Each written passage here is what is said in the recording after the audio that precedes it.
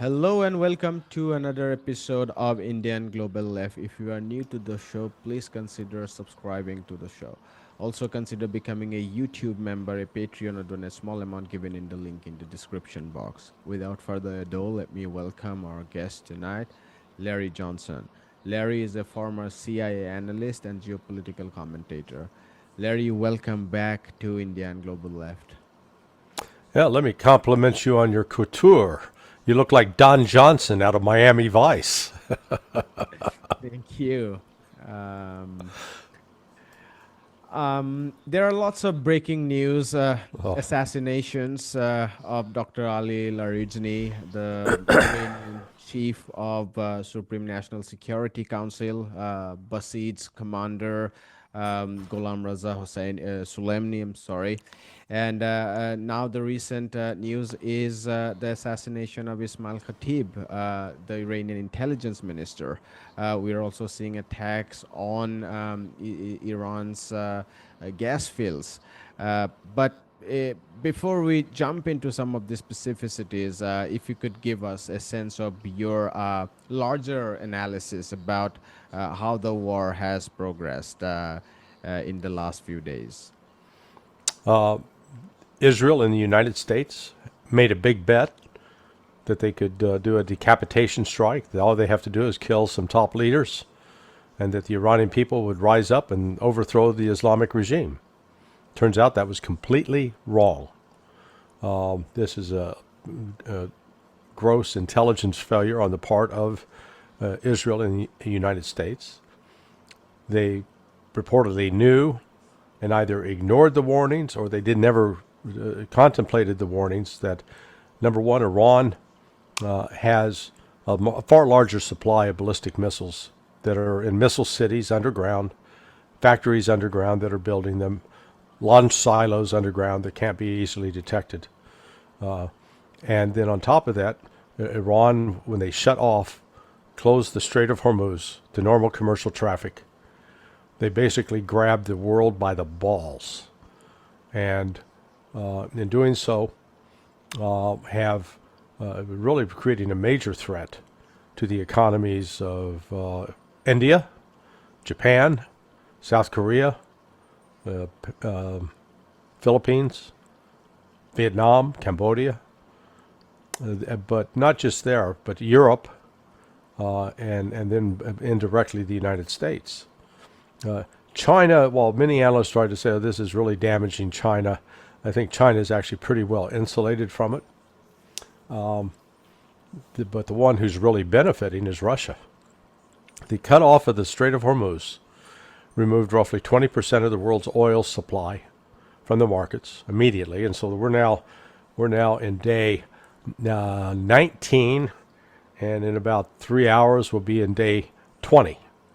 So nobody anticipated going 3 weeks with this. Number one, but it wasn't just the oil; it was the liquid natural gas that comes out of Qatar, which is about 25% of the global supply, and that is really heavily impacting right now the countries of Asia, East Asia in particular. And then the third one that was, I had no idea until I started digging into this. 35%, more than a third of the world's fertilizer comes out of the Persian Gulf. Now, that what makes that, this is a ticking time bomb, because the lack of fertilizer right now during the planting season, it means that many of those plants are not going to grow or won't be properly nourished. And so when the harvest comes, 3 months, 6 months from now, there's going to be a food shortage, a global food shortage. So the West didn't contemplate that. Their hopes of a quick war with Iran have evaporated. And this latest step by Israel attacking the major oil fields in Iran means that Iran will now turn off, destroy the oil fields in Saudi Arabia, Kuwait, Bahrain, Qatar, and whatever United Arab Emirates has. So this is the hopes that this would be a short-lived economic disruption, gone. This is going to turn into, I believe, a global economic disaster. I wanted to ask you about your use of the phrase intelligence failure, given the New York Times reported about a U.S. national intelligence report that apparently collected reports from 18 different intelligence units in the U.S., which said that attacking Iran, even decapitation strike at the supreme leader, the former supreme leader now, would not create quote unquote regime change. And yet this happened.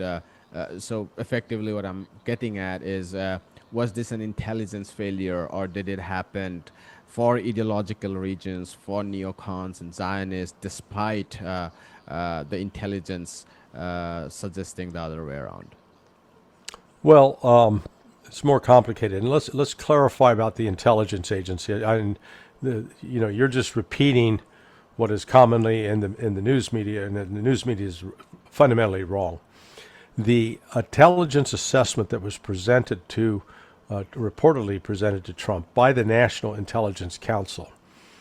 Normally, the NIC is formed of they have national intelligence officers. So there's a national intelligence officer for Latin America, a national intelligence officer for Europe, a national intelligence officer for Africa, a national intelligence officer. So you wind up with about 6 or 7 senior analysts.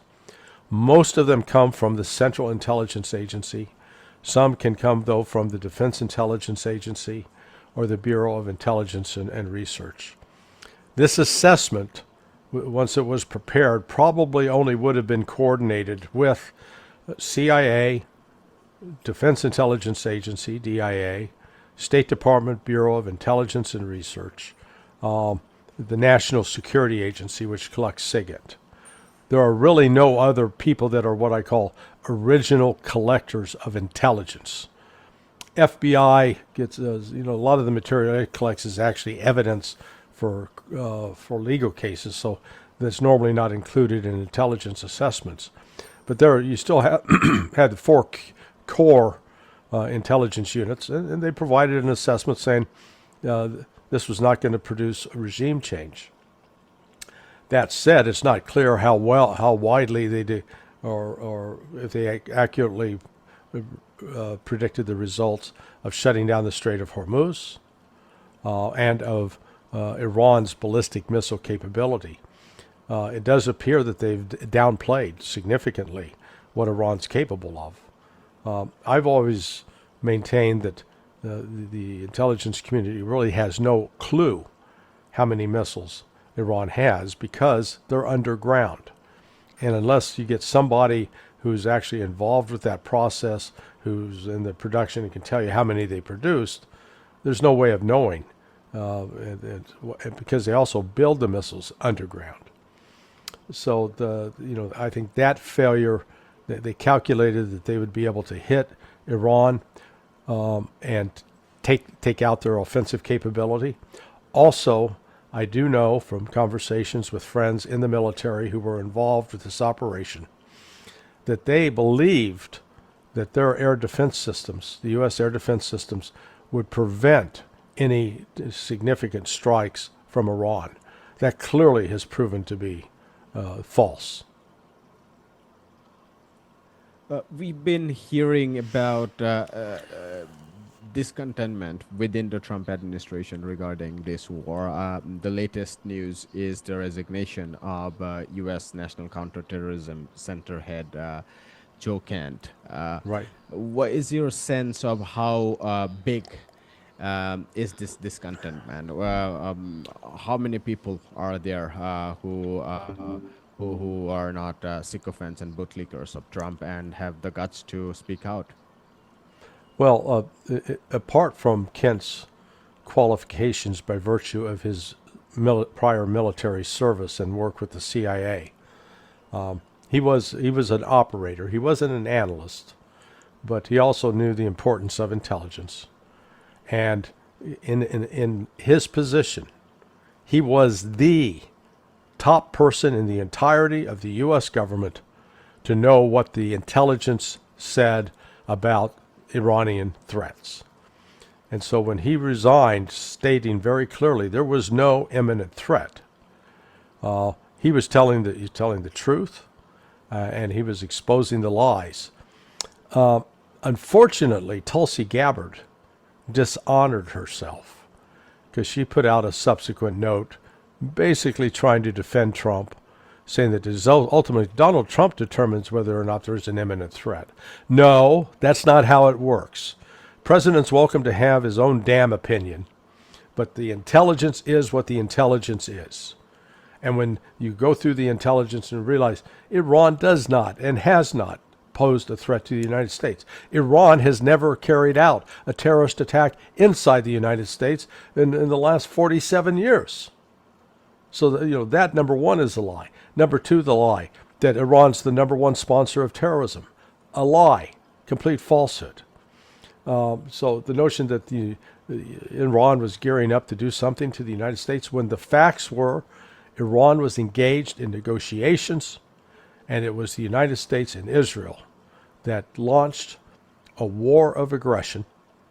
And that I use that term specifically because it was the primary charge brought against the Nazis at the Nuremberg trials. They launched a war of aggression. In my view, Donald Trump has done the same as Adolf Hitler. I don't make that comparison lightly, but it is the kind of thing that if Donald Trump can ever be arrested and tried for that, he should be. Against humanity. And it's not just Trump, it's the whole coterie of people around him. Yes. Larry, I wanted to ask you to speak a little bit about the strength and weakness of Iran in the war, given the mainstream media has been presenting a picture as if Iran is just collapsing militarily. Now that this hasn't happened politically, they are saying that they are running out of missiles, as you said. Even the intelligence has no way to figure that out because most of it is buried underground. And tell our viewers or tell me, do you have any sense of how many missiles they have? We've been reading these completely concocted numbers like 3,000, 5,000. I mean, no reference, nothing but numbers thrown out of your hat or whatever. What is the strength of Iranian missile system and the drone system? Well, the drone system, number one, is quite strong. And, they're not going to be defeated on that front. On the missile front, all I can do is speculation. But, if pressed, if I was in a casino and asked to place a bet, my bet that is Iran's got a stockpile of missiles in excess of 10,000. And so they're firing them now at a rate of about 150 a day. Okay? So 10 days, you're going to get 1,500. 30 days, 4,500. So, they could possibly be at the end, if they were firing all those ballistic missiles at that rate, they could be have expended them by, let's say, the 1st of May, middle of May. They may have more, and at the same time, they're not sitting there static. They've got production facilities underground, and they continue to churn them out. So Iran very well may have a much larger stockpile than we know. What we do know is they have effectively destroyed the U.S. military presence in the Persian Gulf. They've rendered the base and the naval facility in Bahrain basically inoperable. The Prince Sultan Air Base, they're having to withdraw troops, is my understanding, because that air defense system has been depleted. The United States no longer has any air defense. And that brings in this other aspect that many people are failing to acknowledge. The Israelis in the United States have very, very, very limited quantities of air defense missiles.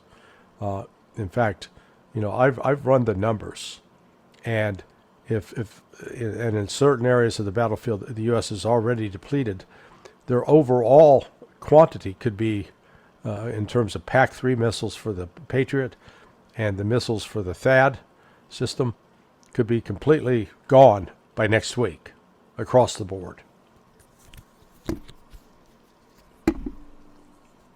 Sorry. So, where the Iran's done, they don't have a good air defense system to intercept Tomahawk missiles, JASSM, these glide bombs, essentially, that are launched from outside of Iranian territory. Even though the West claims they have suppressed Iran's air defense system, we still don't see much evidence that the U.S. or Israel are regularly overflying Iranian territory. They're standing off and launching these missiles that, like the JASSM. It has a range, you can go up to 500 miles. That tells me that there is still some effective air defense system that can take down aircraft. May not be able to intercept a ballistic missile or a cruise missile, but certainly can take down an aircraft. And therefore, Iran still has ample capabilities. The bottom line is the United States does not have the military force to compel Iran to surrender in the short term. I think Iran will be able to sustain this war easily for at least 6 months. And I do not believe that the West can sustain it for 6 months because of the economic costs. Donald Trump says that he wants to increase the military budget to 1.5 trillion US dollar. This is at a time when the debt and deficit has been rising at a staggering pace, and the economy has slowed down, and bondholders are raising the cost of borrowing. So quite apart from the fact that there are political backlash against the war, I mean, the poll numbers are saying that this is one of America's most unpopular war, even from the get-go. We are seeing huge economic cost to that. Yeah, no, it is the most unpopular war. What Trump, normally in the past, like the decision to invade Iraq in 2003, was accompanied by a massive PR campaign by Bush and Cheney. And when that invasion started, you had roughly 3/4 of the American public, 75% of Americans supporting it. Yeah, go America. You had a similar phenomena back in the first Gulf War in 1990 to go after Saddam Hussein. So Trump didn't even make an effort to build support. So he's right off the bat, he starts off with only about 28% of Americans supporting the attack on Iran. Now he's, frantically trying to build support, and and I think it's going to fail. The other failure was he didn't even consult with the allies, with the Europeans. Like, this is what the threat is. This is what we're going to do. I was at state counterterrorism back in 1990 when Saddam invaded Kuwait. Now, the fact of the matter is that the United States basically gave Saddam what Saddam believed was permission to do that is a whole nother issue. But I know that before we launched the war, my office was involved, my immediate boss, in going overseas to brief key countries throughout the Middle East, Jordan, Egypt, European countries as well, Italy, Turkey, and presenting them with intelligence we had about Iraqi involvement and Iraqi terrorism, etc. So Trump didn't even do that this time. And so now he's all over the board. On the one hand, he says, we've won, we've defeated Iran, Iran's completely defeated, we're decimated. Hey, Europe, help me, I need your help to come open the Strait of Hormuz. Now, which is it? If you've got a massive victory, you don't need the Europeans' help. If you don't have a massive victory and you need the Europeans' help, it tells you that what you thought you could accomplish, you have failed to accomplish. And the Europeans turned around and said, hell no, we're not doing that. So Trump's caught. Yeah, I wonder how you're reading the Europeans' response to this. I mean, it seems quite confusing and quite haphazard, if you like. I mean, uh, one day they would blame Iran for attacking, for starting this war. They had Right. previously invoked the snapback. The E3 had invoked the snapback a few months ago, which means that reimposing sanctions as if the US sanctions were not enough. Then they went on blaming Iran. They also, many of them said they would send troops to Akrotiri and Dhekelia base in Cyprus. But now they are also saying, Chancellor Merz is saying that we would not participate in this war. Australia saying that we are not sending troops to open up the Strait of Hormuz. General Secretary Mark Rutte says that we are collectively doing enough to open up Strait of Hormuz. What we are seeing is that Iran effectively having a veto about who are going to pass through Right. the Strait of Hormuz, and more countries are negotiating with Iran directly instead of doing anything collectively. I wonder your sense of the European response, apart from confusion. Yeah, well, the confusion is a kind description of what they're going through. They're now cut off from essential oil and natural gas. Whatever they're going to buy going forward is going to come out of the United States at an exorbitant price, which is going to further inflame already weakened economies in Europe. Germany, in particular, is the one the most likely to implode the quickest. And it was all unnecessary. I could see Europe. They will reach a stage of desperation in which they're going to approach Iran and say, "Hey, let's make a deal." If I'm the Iranian generals right now, I'm going to work with the Houthis.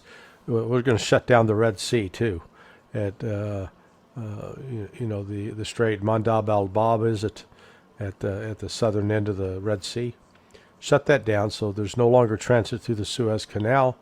There's no oil coming out of the Persian Gulf, and the demand is we're going to close off normal global commerce until the rest of the world rises up and joins us in telling the United States to stop attacking Iran. Tell the United States and Israel to stop. I think Iran's definitely is entitled to that right. That they can no longer, the rest of the world can no longer facilitate the murder of Iranian citizens. This has to be brought to a stop. So that's where I think Iran holds the trump card. That there is no cost-free way for the United States to try to open the Strait of Hormuz. If they do try, I'm not saying it's militarily impossible, but it's going to be incredibly costly, both in terms of loss of life and just the sheer money that has to be spent to assemble those assets. And ignores the fact that the possibility of Russia and China getting involved to provide Iran additional support. So this still has great potential to expand into a global war. We're going to particularly want to monitor what's going on in Taiwan over the next week, because Taiwan only has, I think, another 6 days left of liquid natural gas, and then it's exhausted. And what's it going to do? That's going to affect that will affect a lot of production that currently goes on in Taiwan, and it'll make Taiwan so economically vulnerable that China may be able to just go in and say, "Hey, we'll offer you a deal. We'll get you get back up and running, but you're now going to acknowledge you've always been a part of us, and we're enough with this separation nonsense." That very well could happen. That might be also a window into buying more Russian gas and oil. But Mm-hmm. particularly for Taiwan, but particularly for the Europeans, they would not have any deal with the Russians. I mean, the Americans blew up the Nord Stream, obviously, Right. and the European elites would not talk to the Russians. Well, Russia's made it clear it's not going to do business anymore with Europe. Europe's done. They've washed their hands of it. Russia's walking away. Russia's, they got plenty of demand. China wants as much as it can get out of Russia right now with oil and natural gas. India too is extremely vulnerable. I mean, Prime Minister Modi is an idiot. He went to Israel and did the equivalent of performed public sex acts with Bibi Netanyahu. I mean, it was despicable.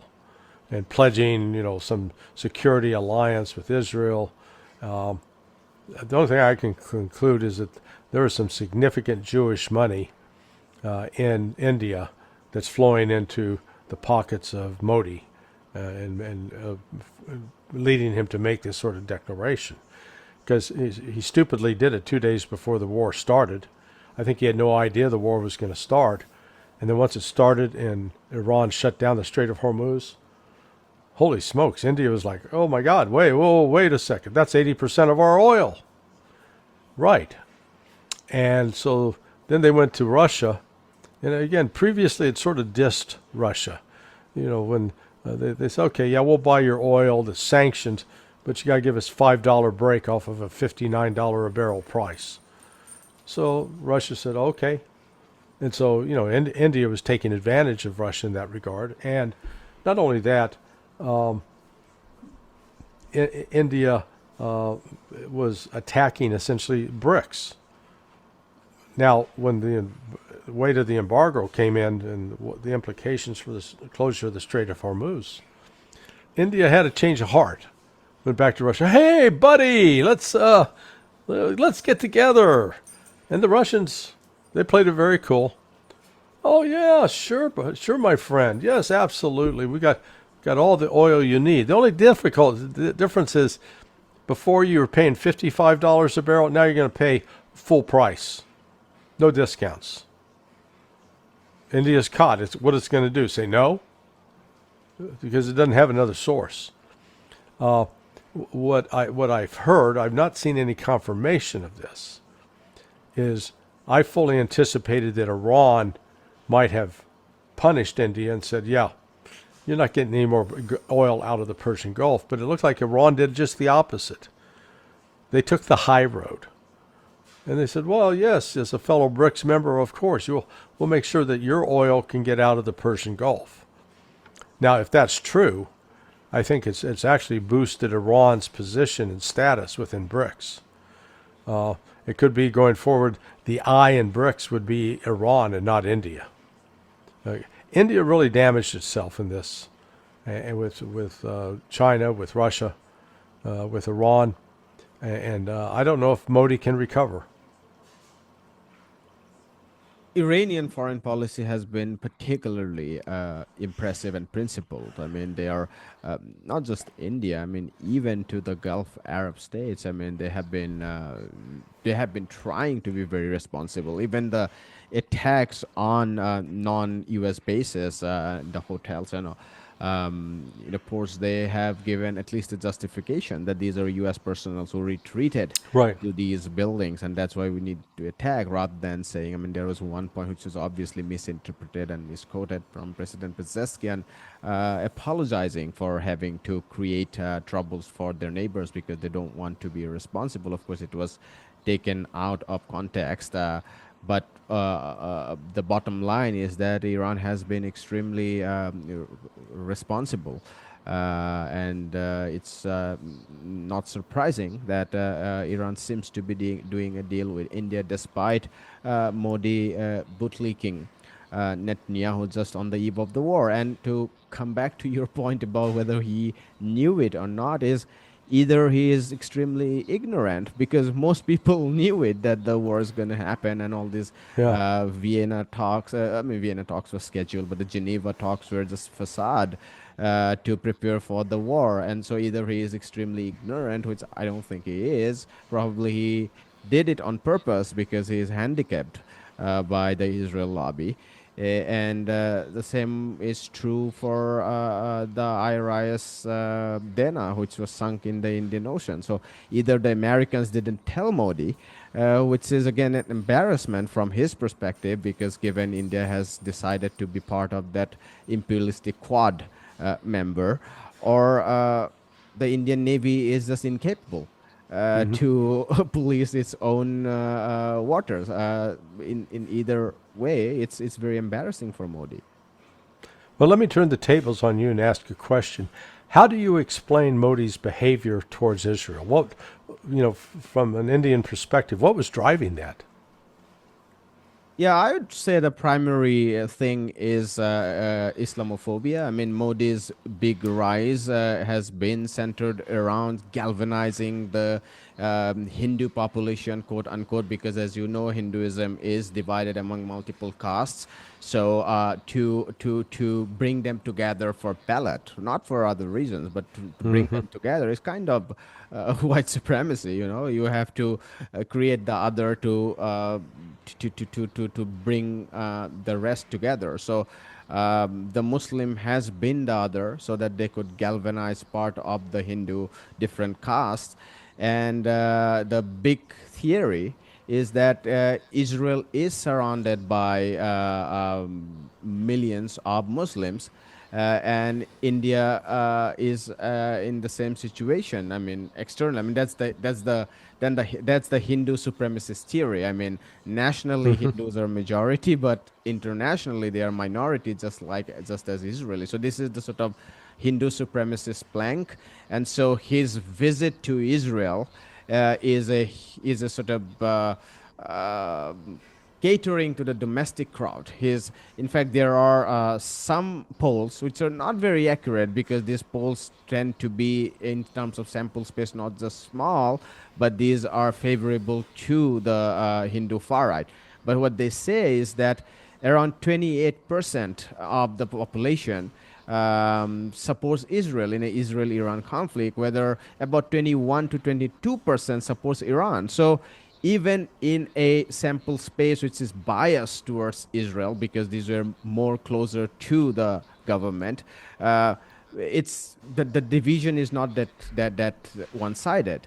But and if you take the opposition, which is huge in India, because we again have a first past the post system, which means that if you get 31% of the vote, you effectively form the government, which means that the opposition is 70%. The support for Iran is huge.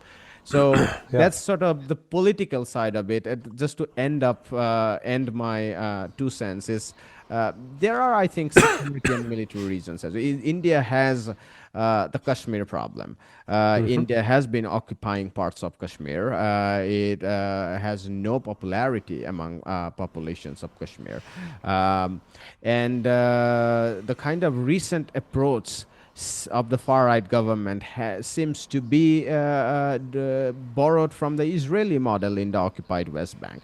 That it is all terrorism, any kind of national liberation movements, and talks about freedom, and all are basically has to be presented as terrorism.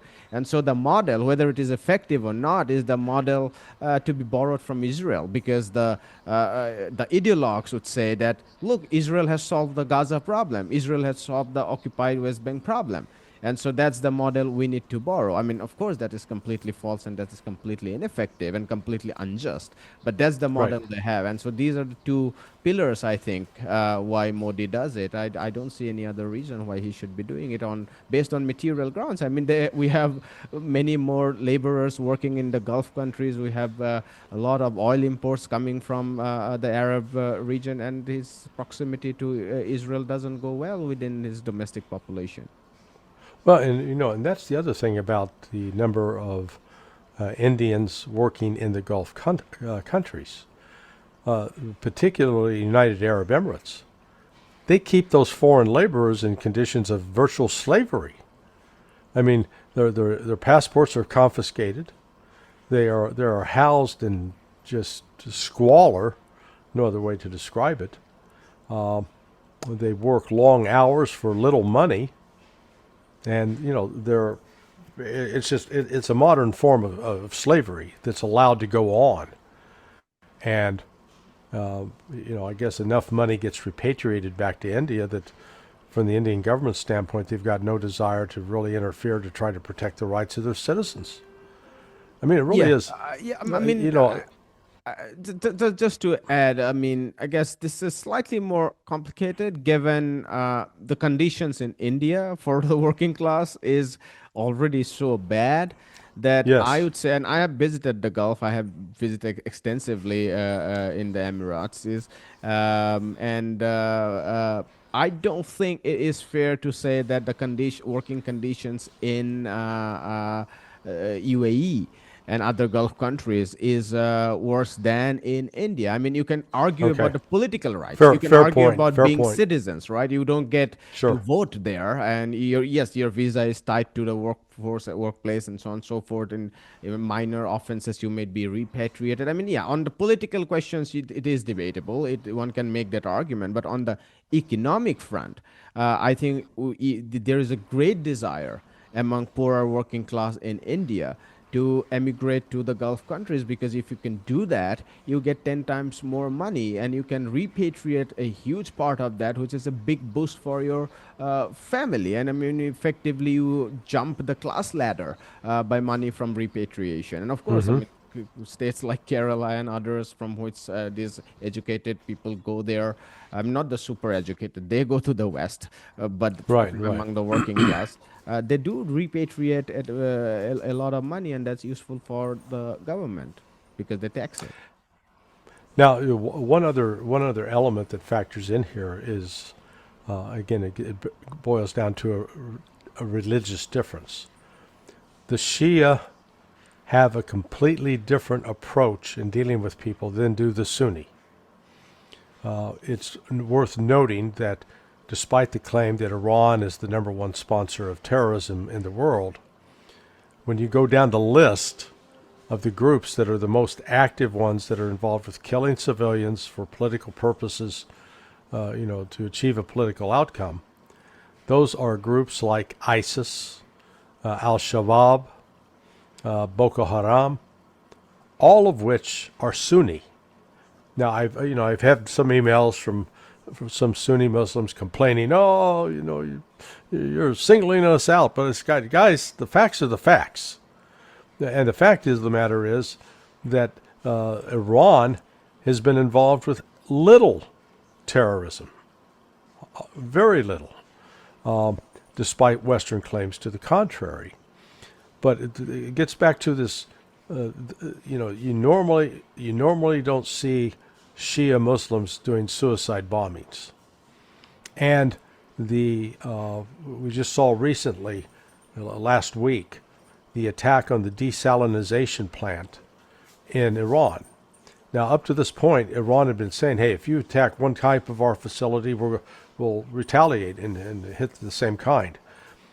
In this case, though, Iran did not retaliate against the desalination plants in the Gulf, in part because they know that if they did that, they would put potentially millions of people's lives at risk, because they don't have 80 to 90% of their water supply comes out of the Persian Gulf through these desalination plants. Iran only the desalination in Iran constitute about 8%.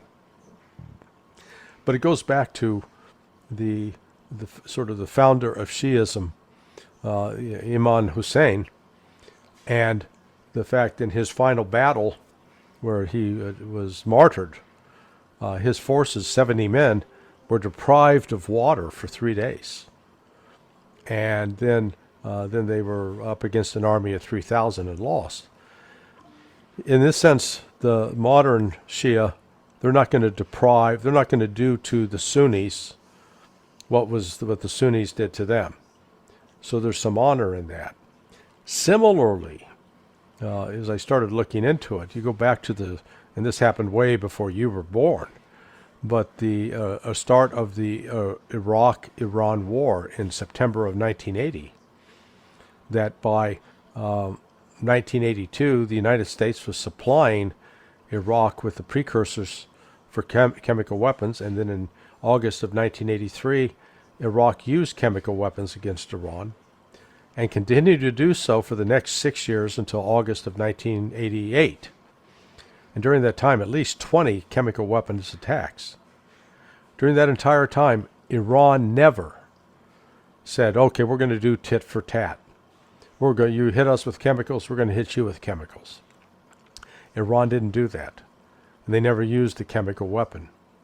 What I'm highlighting here is that even in extreme conditions, the Iranian Shia have demonstrated a principled commitment to their religious belief. I mean, it would be easy to say, "Hey, we're getting attacked here. This is unfair. Therefore, we're gonna strike back." No, they refused to do so, which is why they had refused to build a nuclear weapon. And so, the Shia actually, from a moral standpoint, have demonstrated a moral superiority to the West and to Israel, something that they've just disgraced themselves in their attacks on Iran. This is super important given the mainstream media, the New York Times, the Washington Post, and others have completely erased this fact because if you look at the recent press coverage, Boko Haram, ISIS, Al Qaeda, they are all gone. They have dropped out of their reporting. I mean, that history is gone. That history is Yeah. erased, rewritten. Now you have a quote unquote reformist government in Syria. All that talks about Al Nusra and all has.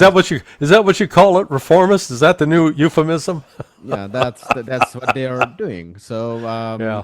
all that history of Al Nusra and Al Qaeda and ISIS, they have just, and you would know this better given that's your research interest about terrorism and counterterrorism and how these narratives grow. But I find it astonishing that it has just disappeared, and now what has taken its place is Hezbollah, Houthis, and these vague Hamas. Hamas, and now the vague talks about the resistance in Iraq. I mean, they of course don't use the word resistance, but they talk about the IED during the occupation.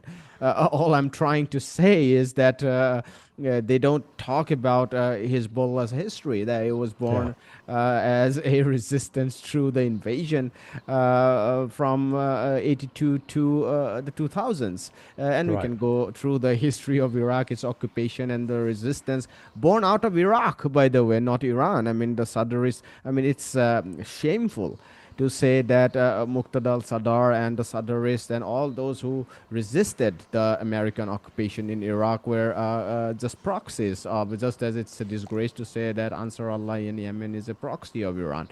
So it's mind-boggling.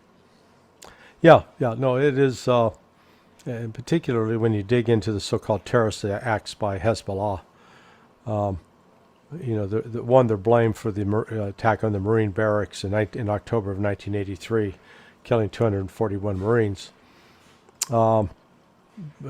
Alistair Crook, who's a genuine expert in that arena, says that no, that was Amal. It wasn't Hezbollah. And Amal was a group of Shias, Lebanese Shia, but they organized back in 1980, 1972. So they were 7 years before the rise of the creation of the Islamic Republic of Iran. So it's, it's not exactly like Iran created them as a proxy, not at all. It's also worth noting that many of the so-called terrorist attacks attributed to Hezbollah are attacks against military targets or government buildings. They're not attacking restaurants and commercial airliners. Some of that may have happened in its early years, but then through the late 90s and into the 2000s, for the last 26 years, they've been focused primarily on going after Israeli military targets in particular. I guess we can have one final question, and I wanted to ask you about your response to something that I discussed with Colonel Wilkerson.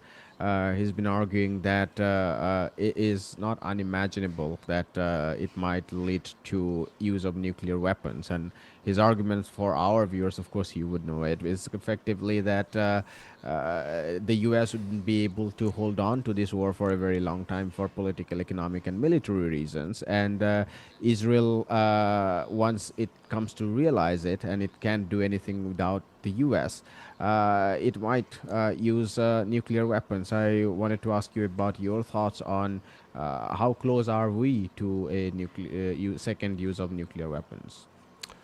Well, I can't rule it out. The problem is this. Much of the world's perception about the use of nuclear weapons is based on a lie.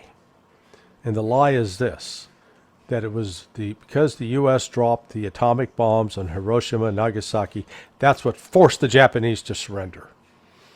And I just wrote an article a few days ago retrospectively looking at the bombing campaign. And so this article does two things. Bombing campaign of Tokyo and other cities? Yeah, of Japan.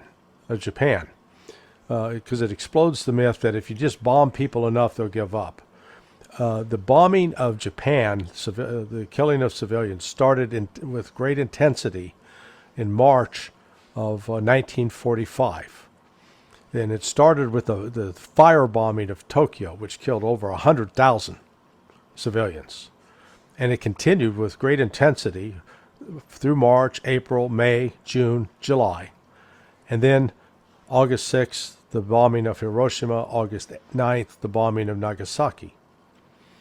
Well, so during that, from the 1st of March until August 9th, the United States had killed almost 1 million Japanese civilians with the bombing. And understand, Japan's population at the start of 1945 was about 72 million.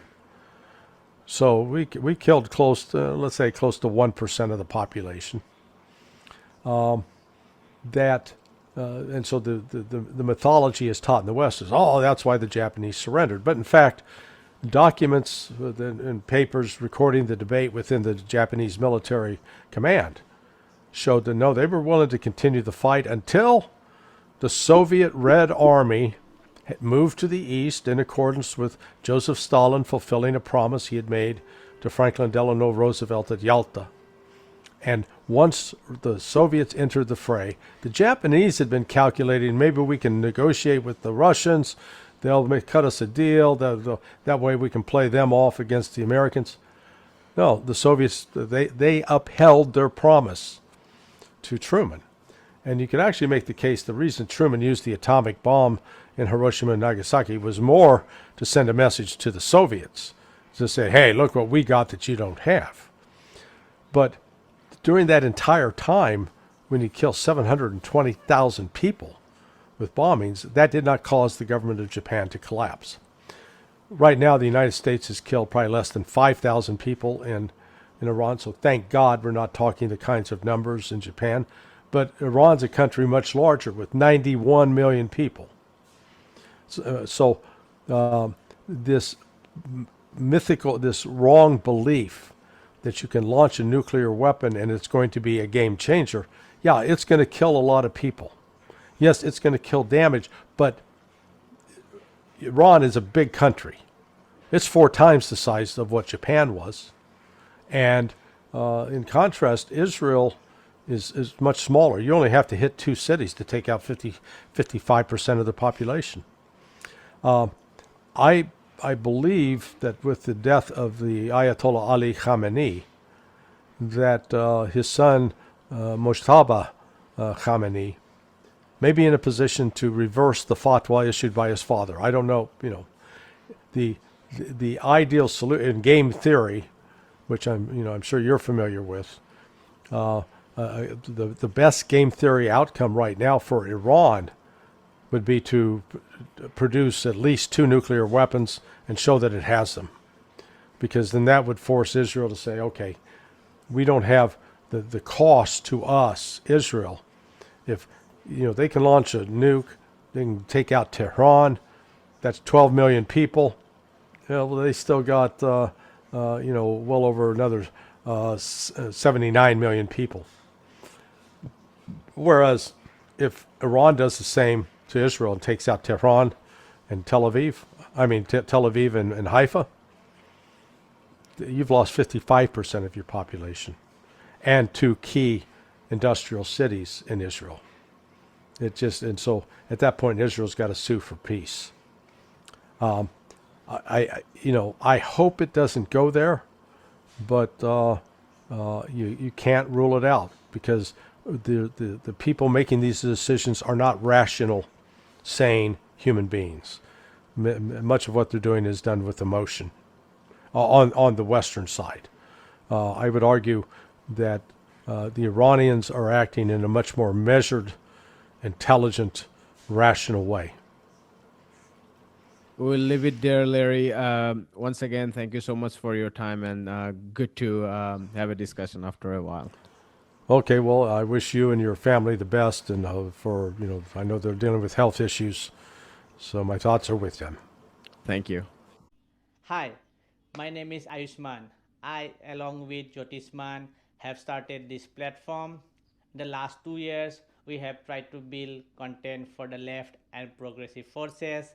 We have interviewed economists, historians, political commentators, and activists so far. If you have liked our content so far and want us to build an archive for the left, I have two requests for you. Please do consider donating for the cause. Link is in the description below. Also, if you are not able to do so, don't feel sad. You can always like our videos and share our videos to your comrades. Finally, don't forget to hit the subscribe button.